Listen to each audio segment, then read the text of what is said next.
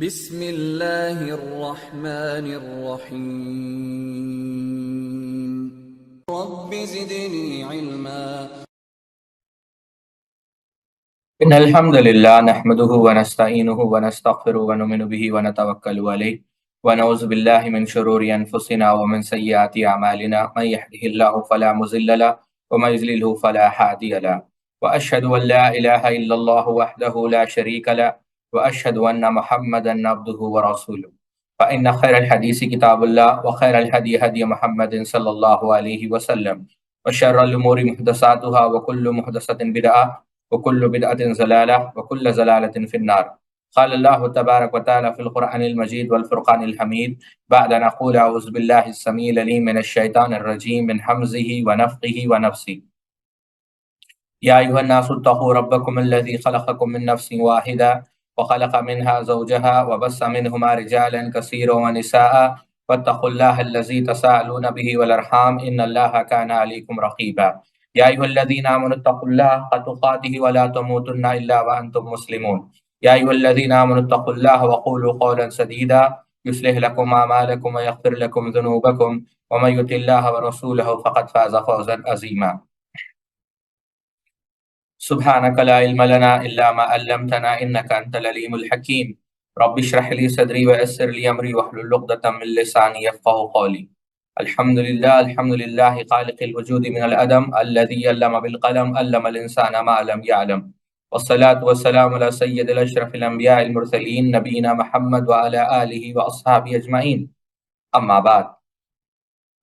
امام ابو داؤد رحمۃ اللہ علیہ اپنی معروف حدیث کی کتاب سنن کے اندر ایک حدیث نقل کرتے ہیں، اور یہ حدیث اصل میں ہے کتاب الملاحم کے اندر۔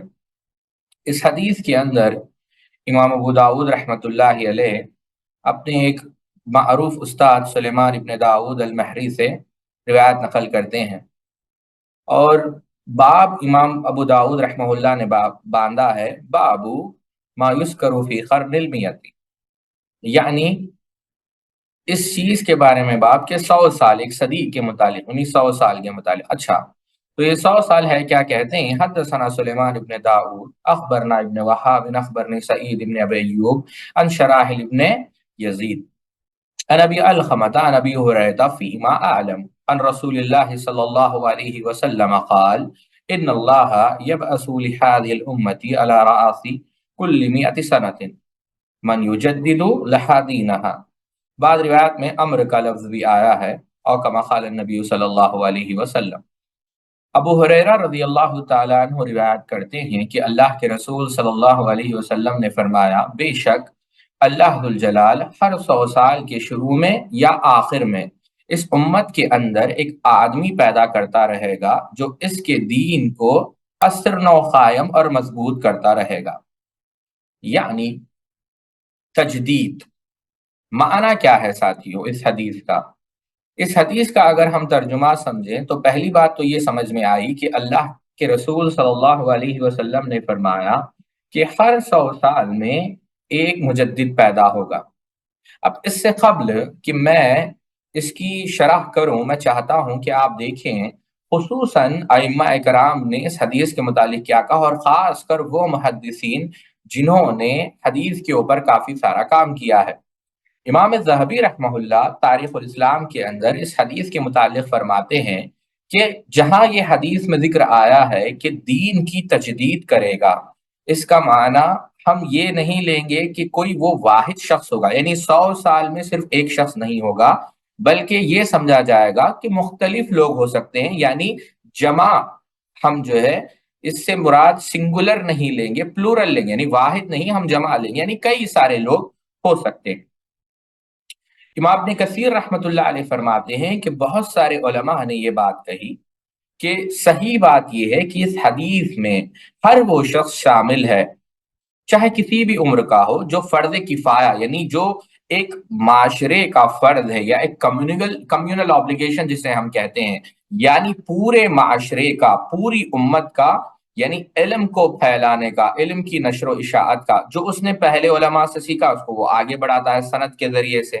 یہ کیا ہے؟ یہ اس کا معنی ہے، اور انہوں نے اس کی دلیل میں یعنی اس معنی کے لیے ایک حدیث بطور دلیل بھی استشہاد بھی امام ابن کثیر رحمہ اللہ نے بیان کی۔ وہ حدیث کیا ہے؟ جس کو امام اجری رحمہ اللہ نے کتاب الشریعہ کے اندر بیان کیا کہ اللہ کے رسول صلی اللہ علیہ وسلم نے کیا کہا کہ آنے والے میں سے قابل اعتماد اور نیک لوگ اس علم کو لیں گے جو اس دین سے غلو کرنے والوں کی تحریف، جھوٹوں کی جال سازی اور جاہلوں کی بیجا تعویل کا صفایا کریں گے۔ تو یعنی اس سے مراد کیا ہے کہ بہت سارے لوگ ہوں گے۔ یہی بات ابن کثیر رحمہ اللہ نے البدایہ والنہایہ میں کہی۔ حافظ ابن حجر الاسقلانی رحمہ اللہ فرماتے ہیں کہ اس حدیث کا یہ مطلب نہیں کہ ہر صدی میں صرف ایک ہی مجدد ہوگا، ہو سکتا ہے کہ اس سے مراد ایک جماعت ہو، اور یہی بات معقول لگتی ہے کیونکہ تجدید صرف ایک فن یا ایک علم یا ایک شعبے کے لیے تحدید یا محدود نہیں ہے، کیونکہ ہو سکتا ہے کہ بعض اوصاف بعض شخصیات میں پائی جائیں، یہ میں مفہوم بیان کر رہا ہوں، بعض شخصیات بعض میں نہ پائی جائیں۔ پھر عمر ابن عبدالعزیز رحمہ اللہ کا حوالہ دیا۔ امام نووی رحمہ اللہ کہتے ہیں اسی تجدید کی حدیث کے متعلق کہ ہو سکتا ہے کہ یہ جو گروہ ہے مختلف قسموں میں یا مؤمنوں میں تقسیم کیا گیا۔ مثال کے طور پر جو مجاہدین ہیں، جو ہمت والے ہیں، جنہوں نے بہادری کے ساتھ جہاد کا فریضہ انجام دیا، جو فقہا ہے، جو محدثین ہیں، جو زاہدین ہے، جو امر بالمعروف و نہی عن المنکر کا فریضہ انجام دیتے ہیں، جو اعمال صالح کرتے ہیں، یہ تمام لوگ اس حدیث کے اندر شامل ہیں۔ یعنی مختلف لوگ ہو سکتے ہیں۔ بات سے بات ہمیں یاد آ گئی، بات آسانی سے سمجھانے کے لیے دو علماء کی میں مثالیں آپ کو دیتا ہوں۔ پہلی مثال تو یہ سمجھے ساتھیو، شیخ مقصود الحسن فیضی حفظہ اللہ اس حدیث سے ایک لطیف نقطہ بیان کرتے ہیں، اور وہ نقطہ یہ ہے کہ یہ امت محمدیہ کی فضیلت ہے کہ ہر صدی میں اللہ رب العزت ایک مجدد جو دین کی تجدید کرے اس کا اس امت کو پیدا کرے گا۔ کیا معنی؟ اس امت کی ایک اہم خصوصیت ہے، شیخ کے الفاظ ہے، شیخ کی کتاب ہے امت محمدیہ کی فضیلت، اس کا صفحہ نمبر ہے 42 اس کے اندر لکھتے ہیں اس امت کی ایک اہم خصوصیت یہ ہے کہ اس دین مٹنا نہ پائے گا، یعنی اس کا دین مٹنے نہ پائے گا، بلکہ جب بھی جن و انسان کے شیاطین مل کر اس دین کو کمزور کرنا چاہیں گے، بدعت و شرک کو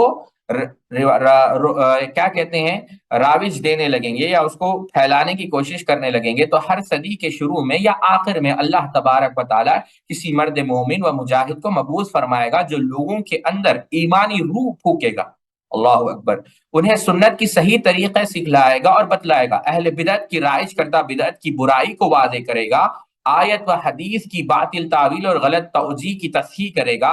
ایسی خصوصیت کسی دوسری امت کو حاصل نہیں ہوئی۔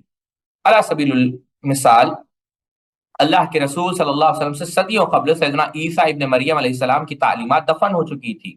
دنیا کے بہت بڑے علاقوں میں ہزاروں لاکھوں کی تعداد میں ایسے لوگ تھے جنہوں نے سیدنا عیسیٰ ابن مریم علیہ السلام کی تعلیم کے بارے میں کچھ سنا بھی نہ تھا۔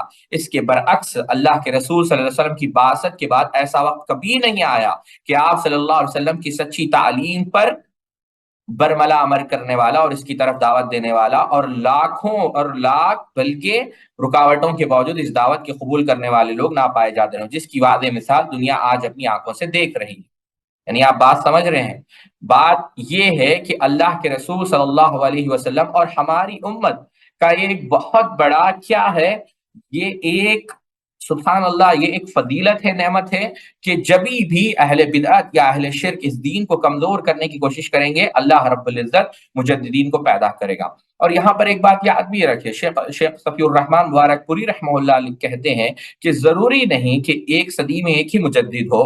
وہ خود کہتے ہیں کہ پچھلی صدی یعنی 15ویں صدی کی 14ویں صدی کی وہ بات کرتے ہوئے لکھتے ہیں کہ اس میں 2 مجدد پیدا ہوئے، اور وہ اپنی ذاتی رائے پیش کرتے ہیں کہ وہ کون ہے، شیخ البانی رحمہ اللہ اور شیخ ابن باز رحمہ اللہ۔ تو بات دوسری طرف نہ جائے، یہی بات فتاوی اللجنہ الدائمہ اگر آپ اٹھا کر دیکھیں تو اس کے اندر بھی یہی بات کہا گئی کہ اللہ کے رسول صلی اللہ علیہ وسلم کی حدیث کا مطلب یہ ہے کہ جب کئی لوگ دین سے انحراف کریں گے یعنی صراط مستقیم سے ہٹ جائیں گے، تو یہ اللہ رب العزت کی اتمام نعمت میں سے ہے کہ اللہ رب العزت ایک عالم جس کو علم کے اندر رسوخ و اتقان حاصل ہو، جو حکمت کے ساتھ، جس کے پاس قرآن کا فہم ہو، اللہ کے رسول صلی اللہ علیہ وسلم کی احادیث کا علم ہو، وہ انہیں بدعات سے بچائے گا یا بدعات سے ڈرائے گا، اور جو بھی محدثات دین کے اندر نئے نئے امور اہل بدعت نے پیدا کی ہے یا اس کو رواج دیا ہے اس سے وہ ڈرائے گا.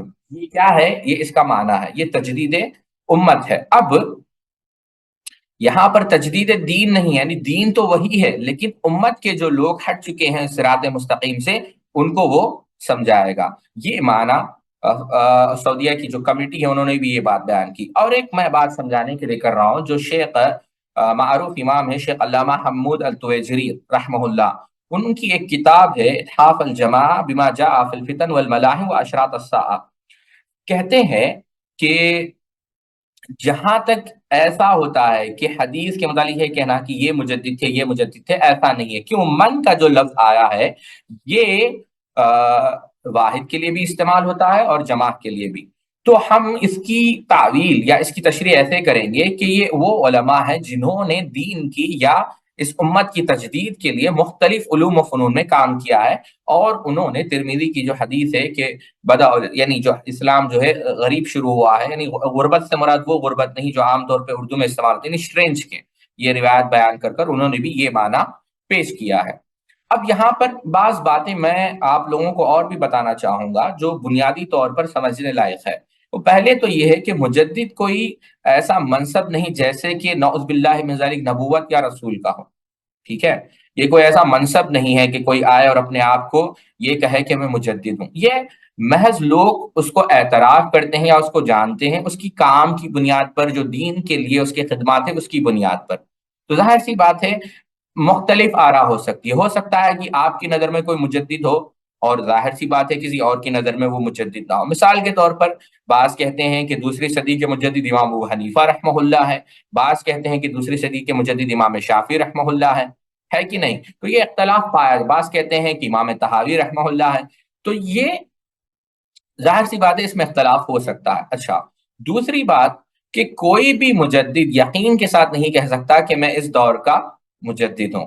اچھا، تیسری بات، اگرچہ امت کی کثیر تعداد کسی کو مجدد مان لے تو یہ بھی ضروری نہیں کہ آپ بھی اس کو مجدد مان لیں. کیوں کہ یہ کوئی ایسا منصب نہیں ہے کہ آپ کہیں کہ وہ معصوم عن الخطا اور اس کی آپ اتباع کرنا شروع کر دیں. ٹھیک ہے، کیونکہ یہاں پر ایک بات سمجھنا چاہیے کہ مجدد کو نہ اس کے اوپر وحی نازل ہوتی ہے، نہ کوئی اس کے اوپر کیا کہتے ہیں، نہ وہ معصوم عن الخطا ہے، نہ وہ واجب الاتباع ہے. یہ بات آپ سمجھنا چاہیے.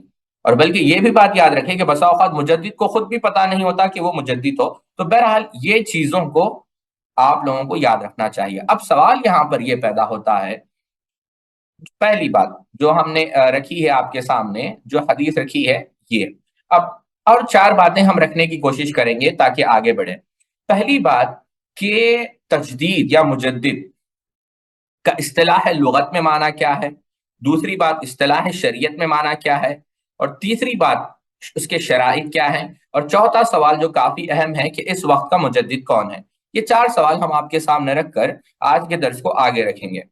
اچھا، پہلا جو سوال ہے وہ یہ ہے کہ اس میں لغت میں اس کا معنی کیا ہے ساتھیوں، ہے کہ نہیں. اب دیکھیں لغت میں اس کا آسان معنی یہ ہے تجدید کا کہ ایک چیز جو پرانی ہو چکی ہو، زنگ لگ گئی ہو، اس کی ہم کیا کریں، اس کو دوبارہ نئے سرے سے اس کو ہم دوبارہ اس کو جلا بخشے یا اس کو دوبارہ نیا کریں، یعنی converting something old into new. اس کو آپ سمجھیں عام معنوں میں یہ ہے تجدید. ٹھیک ہے، لیکن ساتھیوں اصطلاح شریعت میں اس کا معنی کیا ہے یہ آپ کو سمجھنا بہت ضروری ہے.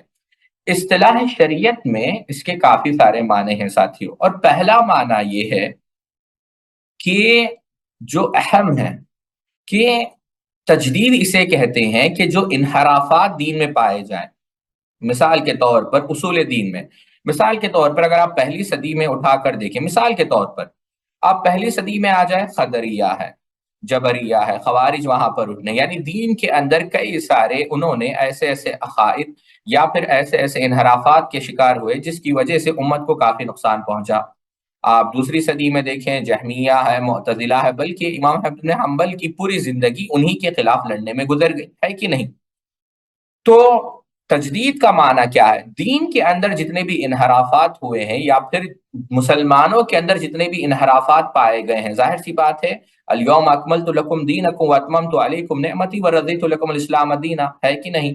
انا نحن نزلنا الذکر وانا لہ لحافظون. اللہ رب العزت نے قرآن مجید کا اور کتاب و سنت کا یا بالفاظ دیگر اس دین کو محفوظ کرنے کی ذمہ داری خود اللہ رب العزت نے اٹھائی ہے، لیکن مسلمانوں کے اندر یا ہماری اس جماعت کے اندر کہ جب گمراہیاں پائی جائے یا پھر لوگ گمراہ ہو جائے، بدعت کے راستے پر چلے جائے، یا پھر ایسے افکار جو انسان کو جہنم کی دلدل میں لے جا سکتی ہے، اس میں اگر وہ مبتلا ہونا شروع ہو جائے، تو یہ پہلی اس کا معنی کیا ہے کہ تجدید کا معنی یہ ہے کہ ان کو بنیادی یعنی دین کی اصل شکل کی طرف ان کو واپس لایا جائے، جو دین اصل میں اللہ کے رسول صلی اللہ علیہ وسلم پر نازل کیا گیا ہے۔ یہ پہلی چیز ہے ساتھیوں۔ اب دوسری چیز کیا ہے ساتھیوں کہ جو برائیاں اگر پائی جائیں، مثال کے طور پر ہم دیکھتے ہیں کہ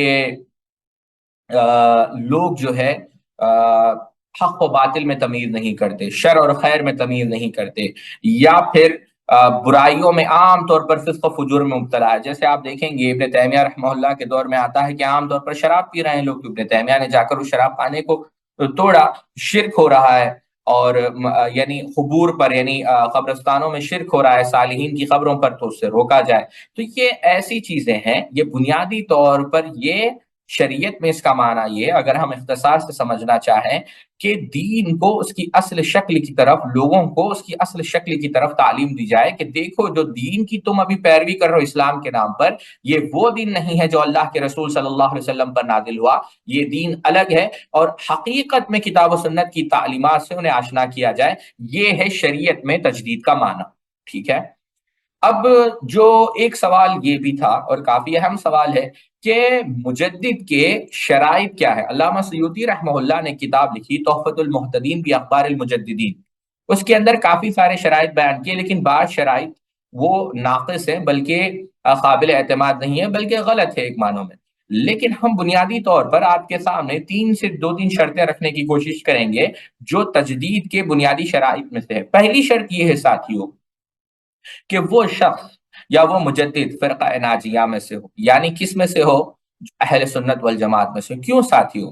وہ خود اگر گمراہ ہے تو وہ کیسے تجدید کرے گا بتائیے آپ؟ تو پہلی شرط یہ پتا چلی کہ کوئی شخص جو اہل بدعات میں سے ہے یا اہل شرک میں سے ہے اور وہ دعویٰ کرے کہ وہ مجدد ہے، یا پھر لوگ کہیں کہ وہ مجدد میں سے ہے، ظاہر سی بات ہے یہ بات بالکل غلط ہے، بالکل باطل ہے۔ کیوں؟ جب وہ خود ضلالت پر ہے تو لوگوں کو ہدایت کی طرف کیسے دعوت دے سکتا ہے؟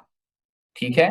دوسری چیز، اس کا علم جو ہے پختہ ہو، اللہ رب العزت نے اس کو علم میں رسوخ اور اتقان عطا کیا ہو، یعنی قل هذه سبیلی ادعو الی اللہ علی بصیرۃ انا ومن اتبعنی وسبحان اللہ وما انا من المشرکین، کہ جب اس کے پاس علم نہیں تو ظاہر سی بات ہے آپ بتائیے کہ وہ کیسے جو ہے دعوت دے سکتا ہے۔ تو دوسری چیز یہ بات پتا چلی کہ اس کے علم کی گواہی کون دے؟ علماء راسخ دے، اور وہ اس کے علم کا اعتراف دنیا کے تمام علماء کریں، خصوصاً اہل حق علماء کریں۔ تو یہ کیا ہے؟ دوسری شرط ہے ساتھی۔ اور تیسری شرط، اللہ اکبر، وہ ہمت عالیہ، جد و جہد کریں، کوشش کریں اپنے افکار کو، یعنی اپنے افکار سے مراد جو دین کی صحیح تشریح ہے، دین کی صحیح شکل ہے، اس کو پھیلانے کی کوشش کریں۔ اللہ اکبر۔ آپ سمجھتے ہیں کہ بغیر قربانی کے جو ہے دین ہم تک پہنچا ہے؟ بالکل بھی نہیں۔ آپ اگر بعض اہل علم کی سیرت اٹھا کر دیکھیں، علامہ ابن تیمیہ رحمہ اللہ کے کئی سال جیل میں گزر گئے، علامہ البانی رحمہ اللہ کو تک جیل میں ڈالا گیا، جلا وطن کیا گیا، شاہ ولی اللہ محدث دہلوی رحمہ اللہ کے انگوٹھے کاٹے گئے، امام ابو حنیفہ رحمہ اللہ کو زہر دیا گیا، امام شافعی رحمہ اللہ کو تکلیف دی گئی، امام نعیم بن حماد رحمہ اللہ کو اس طریقے سے دفنایا گیا کہ ہاتھ میں زنجیریں تھی اور ویسے ہی ان کو دفنا دیا گیا۔ اللہ اکبر۔ امام نعیم بن حماد کون ہے؟ امام بخاری رحمہ اللہ کے استاد ہیں، اور انہوں نے خواہش یہی کی کہ مجھے ان زنجیروں سے دفنایا جائے۔ خلق قرآن کا مسئلہ تھا کہ قیامت کے دن، بلکہ جہمیہ کے خلاف آپ نے درجنوں کتابیں لکھی۔ امام نعیم بن حماد، آپ کی کتاب کتاب الفتن موجود ہے، جو پڑھنا چاہے پڑھیں۔ نعیم بن حماد رحمہ اللہ نے کہا کہ میں اسی زنجیروں میں دفن ہونا چاہتا ہوں کہ قیامت کے اللہ رب العزت کے سامنے گواہی دے سکوں کہ یا اللہ میں نے تیرے دین کی حفاظت کے لیے اپنے جان کو تک قربان کر دیا۔ امام نعیم بن حماد رحمہ اللہ کی نہ جنازے کی نماز پڑھائی گئی اور نہ ان کو غسل دیا گیا، اور ویسے ان کو دفنا دیا گیا۔ تو پتہ یہ چلا کہ جو مجدد ہوتا ہے وہ صرف محض اپنے اقوال سے یا پھر محض اپنی باتوں سے تجدید نہیں لاتا، وہ دعوت کے میدان میں اترتا ہے اور اپنے خون کو اس طریقے سے بہاتا ہے جیسے لوگ اپنے پسینے کو بہاتے۔ تو یہ بنیادی طور پر تین شرطیں، بلکہ 5 شرطیں۔ مثال کے طور پر اگر آپ اٹھا کر دیکھیں، ہمیں یاد آ رہا ہے ہم علامہ شبلی نعمانی رحمۃ اللہ علیہ کے مقالات آپ اٹھا کر دیکھیں، اس کے اندر انہوں نے بعض شرطیں بیان کی، ہو سکتا ہے کسی کا اختلاف ہو، لیکن ضمن مختلف اہل علم نے مختلف شرطیں بیان کی ہے۔ بلکہ یہ دلچسپ بات ہے، وہ دلچسپ بات نقل کرنے کے لیے میں علامہ شبلی نعمانی رحمہ اللہ کی شرائط نقل کر رہا ہوں۔ کہتے ہیں کہ ان کے الفاظ ہیں، اسلام میں سینکڑوں ہزاروں بلکہ لاکھوں علماء فضلاء مجتہدین ائمہ فن اور مدبرین ملک گزرے ہیں، لیکن مجدد یعنی ریفارمر بہت کم پیدا ہوئے ہیں۔ مجدد یا ریفارمر کے لیے 3 شرطیں ضروری ہے۔ کہتے ہیں مذہب یا علم یا سیاست سے مراد پالیٹکس میں کوئی مفید انقلاب پیدا کر دے، دوسری شرط جو خیال اس کے دل میں آیا ہو کسی کی تقلید سے نہ آیا ہو بلکہ اس کا اجتہاد ہو۔ تیسری شرط جسمانی مصیبتیں اٹھائی ہو، جان پر کھیلا ہو، سرفروشی حاصل کی ہو۔ یہ 3 شرطیں بیان کی، اور پھر کہتے ہیں یہ شرائط قدماء میں بھی بہت کم پائے جاتے ہیں، اور ہمارے زمانے میں تو ریفارمر ہونے کی صرف یورپ کی تقلید کافی ہے۔ تیسری شرط اگر ضروری قرار دی جائے تو امام ابو حنیفہ، امام غزالی، امام راضی، شاہ ولی اللہ صاحب اس دائرے میں آ سکتے ہیں، لیکن جو شخص ریفارمر کا اصلی مصداق ہو سکتا ہے تو وہ علامہ ابن تیمیہ ہے رحمت اللہ علیہ۔ بہرحال تو ساتھیوں، یہ باتیں میں نے مختصر آپ کے سامنے عرض کی۔ اب جو اہم سوال ہے، اور وہ سوال میں آپ لوگوں سے کر اپنی بات کو آگے بڑھاؤں گا، اور وہ سوال یہ ہے کہ آپ لوگوں کو ابھی یہ بتانا ہوگا کہ اس وقت کا مجدد کون ہے، یا پھر اس دور کا مجدد کون ہے۔ دیکھیں، عموماً جو لوگ غلطی کرتے ہیں وہ یہی کرتے ہیں۔ یہاں پر آپ کو کیا کرنا چاہے ساتھیوں، یہاں پر اللہ رب العزت سے دعا کرنی چاہیے کہ یا اللہ مجھے تو تیرے دین کی خدمت کے لیے استعمال فرما، مجھے تو تیرے دین کی خدمت کرنے کی توفیق عطا فرما۔ ہم یہ کیوں نہیں سوچ سکتے کہ شیخ کیا ہم مجدد بن سکتے ہیں؟ کیا ہمارے لیے بھی راستے کھلے ہیں کہ ہم دین کی تجدید کے لیے یا پھر امت کی اصلاح کے لیے کچھ کام کر سکیں؟ یہ اصل خیال طلباء کے ذہن میں ہونا چاہیے۔ ہمارا سوال کیا، ہمارا ذہن کیسے ہے؟ ہمارا ذہن آلریڈی کمپلیکس ہے، یا انفرادی کمپلیکس میں، احساس کمتری جسے ہم کہتے ہیں؟ نہیں ساتھی، ہمیشہ کیا کہتے ہیں ہمت عالی ہونے چاہیے، یعنی انسان کو بڑا سوچنا چاہیے۔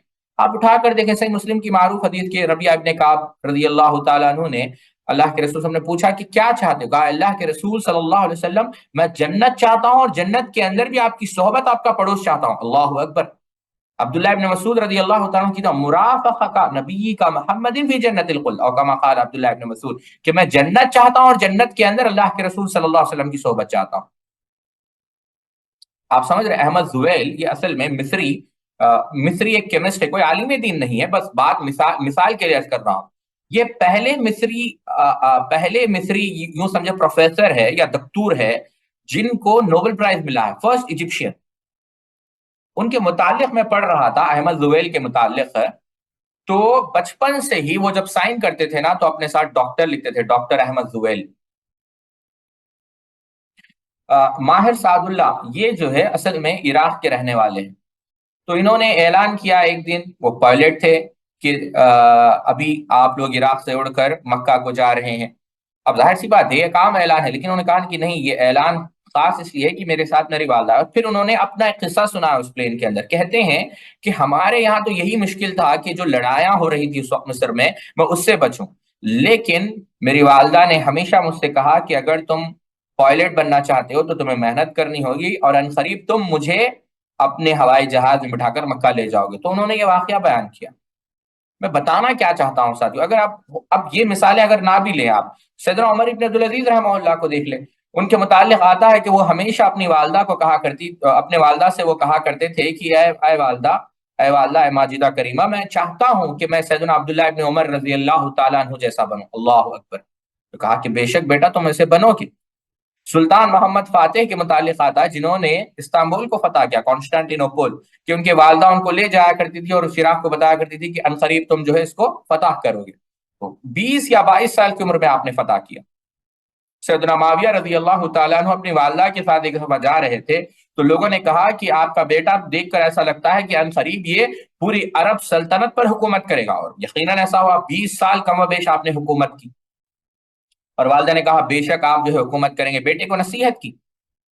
تو میں آپ لوگوں کو بتانا یہ چاہتا ہوں کہ ہمیشہ اللہ رب العزت سے دعا کرے کہ اللہ قیمت المرء ہمت ہوا، مطلب آدمی کی قیمت اس کے مقصد سے اور اس کی ہمت سے جو ہے ناپی جاتی، تولی جاتی۔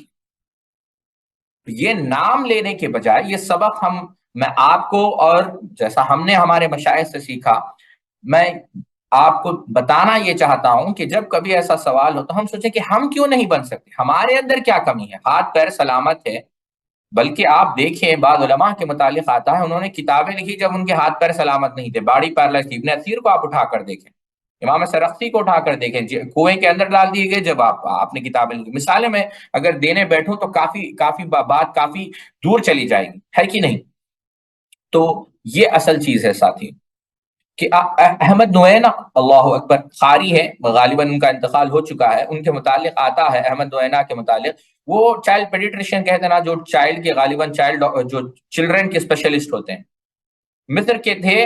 قرآن پڑھنے کی ان کو خواہش ہوئی، ہر روز ان کے استاد نے کہا کہ تم اس عمر میں بھی کیا ہے، قاری بن سکتے ہو، بس قرآن کی 2 سطریں ہر روز یاد کرو، ناغہ نہیں کرنا، ویکیشن نہیں لینا، چھٹی نہیں لینا۔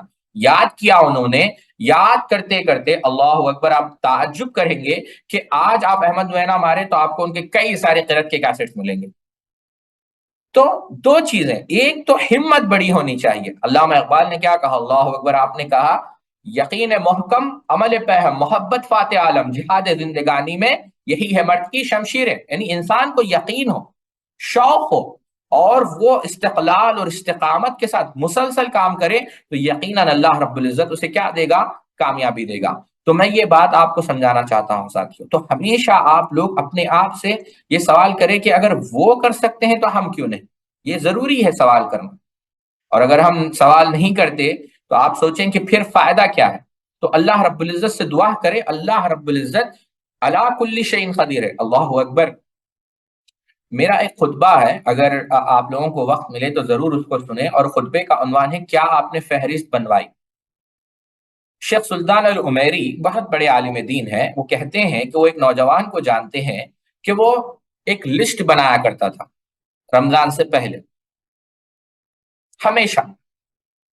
تو پوچھا گیا کہ ہر رمضان سے پہلے آپ لسٹ بنا رہے ہیں، سر یہ لسٹ ہے کیا؟ کہتے ہیں کہ میں ہر رمضان سے پہلے ایک لسٹ بنا لیتا ہوں کہ یہ لسٹ میں وہ تمام چیزیں میں لکھ لیتا ہوں جو مجھے اللہ سے مانگنی ہے اس رمضان میں، اور دوسرا رمضان آتا نہیں اس سے پہلے کہ یہ پوری لسٹ جتنی بھی میں اللہ سے مانگتا ہوں اللہ رب العزت مجھے دے دیتا ہے۔ اللہ اکبر۔ تو ضروری نہیں رمضان آئے تو آپ دعا مانگے، بات یہ عرض کر رہا ہوں کہ اللہ رب العزت سے مانگ کر تو دیکھیں، کیوں جاتا ہے اوروں کے دربار پر، وہ کون سی چیز نہیں ملتی جو پروردگار سے۔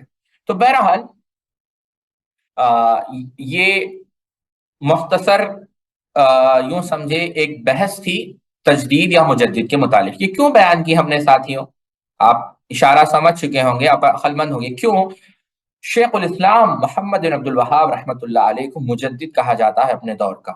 اور میں ضروری سمجھتا ہوں کہ ہم انشاءاللہ کم سے کم تھوڑے بہت کلاسز ان کے متعلق پڑھیں اور سمجھیں، کیونکہ یہ ایسی شخصیت ہے جس کے اوپر اللہ اکبر کافی ظلم ہوا ہے، اور کافی سارے لوگوں نے آپ کے شخصیت کو مجروح کرنے کی کوشش کی ہے۔ یہ الگ بات ہے کہ وہ ناکامیاب ہوئے، اللہ رب العزت نے شیخ کے درجے کو، ہم دیکھ رہے ہیں کہ جگہ جگہ آپ حرم جا کر دیکھیں، مسجد نبوی دیکھیں، قباء دیکھیں، میں سمجھتا ہوں اہل حق کی مساجد میں جگہ جگہ شیخ کی کتابیں پڑھائی جاتی ہیں۔ یہ بات یوں سمجھے، اس کے کوئی تعارف کرنے کی بھی کوئی ضرورت نہیں، یہ بات عام ہے، چاہے وہ کتاب التوحید ہو، اصول ثلاثہ ہو، کشف الشبہات ہو، یا شیخ کی جو مختصر زاد المعاد کی جو شیخ نے اختصار کیا وہ ہو، بہت ساری کتاب۔ اب میں یہاں پر ایک بات ضرور عرض کرنا چاہوں گا، وہ یہ ہے ساتھیوں کہ میں نے ایک کتاب، ایک رسالہ آپ کو بھیجا تھا جو شیخ نے قصیم کی طرف روانہ کیا تھا جب بعض لوگوں نے شیخ کے عقائد پر اعتراضات کی۔ تو میں بنیادی طور پر پہلا ہی درس یا پہلی ہی کلاس ان عقائد کا ذکر کرنا چاہوں گا جو شیخ الاسلام محمد بن عبد الوہاب رحمۃ اللہ علیہ کے متعلق یا خود شیخ الاسلام محمد بن عبد الوہاب رحمہ اللہ نے بیان کی۔ کیونکہ بہت سارے لوگ شیخ الاسلام محمد بن عبد الوہاب رحمہ اللہ کے خلاف پروپیگنڈا کرتے ہیں کہ ان کے عقائد درست نہیں، طرح طرح کی باتیں وہ کرتے ہیں۔ آئیے دیکھتے ہیں کہ خود شیخ نے اس کے بارے میں کیا کہا۔ اصل میں چند سال پہلے کی بات ہے، ایک کتاب چھپی ہے، کہاں سے؟ یہ محمد بن سعود یونیورسٹی سے چھپی ہے، یہ کتاب چھپی ہے محمد بن سعود یونیورسٹی سے۔ اس کتاب کی تحقیق معروف امام شیخ صالح الفوزان حفظہ اللہ نے اور دیگر علماء نے کی ہے۔ اب یہ کتاب کم و بیش جو ہے، یہ اس کتاب کا نسخہ میں نے آپ لوگوں کو صبح ہی بھیج دیا تھا الحمدللہ. اور یہ رسائل اصل میں شیخ صالح الفوزان اور محمد بن صالح رحمہ اللہ انہوں نے یہ شائع کیا ہے. اس کے اندر 51 یعنی 51 رسالے ہیں. اب اس کا پہلا جو رسالہ ہے وہ میں آپ کے سامنے، جو ہمارے ایک بھائی نے، اللہ انہیں جزائے خیر دے، انہوں نے اس کا ترجمہ کیا، خاص کر کیونکہ میں چاہتا تھا کہ یہ، کیونکہ ظاہر سی بات ہے وہ عربی میں ہے، بعض طلبا کو مشکل ہوتی ہے، تو وہ آپ کے سامنے میں رکھوں. اصل میں یہ رسالہ کیا ہے یہ غور سے سمجھے. اس میں پہلا رسالہ وہ ہے کہ شیخ کے عقائد کے بارے میں ان سے سوال کیا تھا، یعنی ان کی طرف بعض باتوں کو غلط منسوب کیا. تو اس وقت شیخ الاسلام رحمہ اللہ نے یہ خط کس کے، اہل قسیم کی طرف روانہ کیا. اب کیا کہتے ہیں شیخ؟ کہتے ہیں، اب یہاں سے یہ شیخ کے الفاظ کہتے ہیں، میں اللہ اور اس کے موجود فرشتے اور تمہیں گواہ کر کے یہ کہتا ہوں کہ میرا وہی عقیدہ ہے جو فرقہ ناجیہ اہل سنت والجماعت کا عقیدہ ہے. یعنی اللہ، اس کے فرشتے، تمام کتب، جمع رسل، موت کے بعد بعثت اور تقدیر خواہ خیر ہو یا شر پر ایمان رکھتا ہوں. اسی طرح ہم اللہ کی ذات و صفات پر ایمان رکھتے ہیں جس کو اس نے اپنی کتاب میں رسول اکرم صلی اللہ علیہ وسلم کی زبانی بیان کیا بغیر کسی تحریف و تعطیل کے. پس ہمارا یہ اعتقاد ہے کہ کوئی شے اللہ کے مثل نہیں، وہ ذات سمیع و بصیر ہے. ہم اس کے صفات میں سے نہ تو کسی صفت کی نفی کرتے ہیں اور نہ ہی اس کی صفت کو مخلوقات کی صفت کے مثل جانتے ہیں. پس ہم ہر اس عیب کی اس سے نفی کرتے ہیں جو اہل باطل اس کی ذات کے لیے ثابت کرتے ہیں. خوب جان لو کہ فرقہ ناجیہ اہل سنت والجماعت افعال باری تعالیٰ میں قدریہ و جبریہ کے درمیان ہے. یعنی قدریہ یہ سب کچھ تقدیر پر ڈال دیتے ہیں اور جبریہ انسان کو مجبور محض جانتے ہیں، جبکہ اہل سنت والجماعت اللہ تعالیٰ کو افعال کا کیا مانتے ہیں؟ خالق. ٹھیک ہے. اب اسی طرح ایمان کے باب میں خوارج و معتزلہ کے درمیان ہے. یعنی خوارج گناہ کبیرہ کی وجہ سے مسلمان کو ایمان سے خارج اور کفر میں داخل سمجھتے ہیں، اور معتزلہ ایمان سے تو خارج لیکن کفر میں داخل نہیں سمجھتا، جبکہ فرقہ ناجیہ کے نزدیک نہ ایمان سے خارج ہوتا ہے نہ کفر میں داخل ہوتا ہے. اور پھر کہتے ہیں، اور اصحاب رسول صلی اللہ علیہ وسلم کے باب میں خوارج اور روافض کے درمیان، یعنی خوارج اہل بیت کے دشمن ہیں اور روافض صحابہ کرام کے دشمن ہیں، جبکہ اہل سنت اہل بیت اور صحابہ دونوں سے محبت کرنے والے ہیں. پھر اس کے بعد کہتے ہیں، ہمارا یہ عقیدہ ہے کہ قرآن اللہ کا کلام ہے، اس سے نکلا ہوا اور وہ اس پر متکلم ہے، اور اللہ نے اس کو نازل کیا ہے اپنے بندے اور رسول اپنی وحی پر امین، اور اللہ اور اس کے بندوں کے درمیان سفیر یعنی محمد مصطفیٰ صلی اللہ علیہ وسلم. پھر کہتے ہیں، ہمارا یہ اعتقاد ہے کہ اللہ تعالیٰ فعال لما یرید ہے، کائنات میں جو کچھ ہوتا ہے اسی کی مشیت و ارادے اور تدبیر سے ہوتا ہے، اور لوح محفوظ میں جو کچھ لکھ دیا گیا ہے ایک سطر سے، اس سے کوئی آگے پیچھے نہیں ہوتا. یہ بات کون بیان؟ دیکھیں اب پھر کہتے ہیں، یہ 6 صفحات کا پورا ترجمہ میں پڑھ رہا ہوں. ہم ان تمام چیزوں پر ایمان رکھتے ہیں جو واقع ہوں گے مرنے کے بعد، اور جس کی خبر دی رسول اکرم صلی اللہ علیہ وسلم نے، جیسے قبر کا عذاب، ارواح کا ان کے اجسام کی طرف لوٹایا جانا. پس لوگ کھڑے ہوں گے حساب و کتاب کے لیے ننگے پریشان حال، سورج ان کے سروں پر ہوگا، میزان عدل لگایا جا چکا ہوگا، اور اس میں سے ان کے نام اعمال تولے جائیں گے، نام اعمال تقسیم کر دیے جائیں گے. پس کوئی اسے دائیں ہاتھ میں پکڑے گا، دائیں ہاتھ میں پکڑنے والا ہوگا، اور کوئی بائیں ہاتھ میں. پھر کہتے ہیں، ہم حوض کوثر، حوض رسول صلی اللہ علیہ وسلم پر ایمان رکھتے ہیں جس کا پانی دودھ سے زیادہ سفید، شہد سے زیادہ میٹھا ہوگا، جس کے برتن آسمان کے ستاروں سے زیادہ ہوں گے، اور جس سے ایک دفعہ پانی پیے گا پھر کبھی پیاسا نہ ہوگا. ہم اس بات پر ایمان رکھتے ہیں کہ پل صراط جہنم پر بچھایا جا چکا ہے، اور یہ کہ لوگ اس پر سے اپنے اعمال کے بقدر آسانی و مشقت سے گزریں گے. اللہ ہم سب کے لیے یہ راستہ آسان فرمائے. نبی کریم صلی اللہ علیہ وسلم کی شفاعت پر کامل یقین رکھتے ہیں، اور آپ صلی اللہ علیہ وسلم کی ذات سب سے پہلے شفاعت کرنے والی ہوگی، اور آپ صلی اللہ علیہ وسلم کی ذات وہ ذات ہے جس کی شفاعت سب سے پہلے قبول کی جائے گی. ہم گمراہوں اور بدعتیوں کے لیے شفاعت مصطفیٰ صلی اللہ علیہ وسلم کے منکر ہیں، یعنی اللہ کے رسول صلی اللہ علیہ وسلم کی شفاعت نہیں کریں گے، ہاں مگر اللہ کی اجازت اور رضامندی کے بعد. ہم اس پر ایمان رکھتے ہیں کہ جنت و جہنم کو پیدا کیا جا چکا ہے اور وہ موجود ہے اور وہ اب کبھی فنا نہیں ہوں گے۔ ہم رویت باری تعالیٰ پر بھی ایمان رکھتے ہیں، اور اس بات پر ہمارا ایمان ہے کہ مومنین اپنے رب کو ایسے دیکھیں گے جیسے 14ویں کے چاند کو دیکھتے ہیں۔ ہم اس بات پر ایمان رکھتے ہیں کہ نبی کریم صلی اللہ علیہ وسلم خاتم النبیین والمرسلین ہے، آپ کے بعد نہ تو کوئی جدید نبی آئے گا اور نہ رسول۔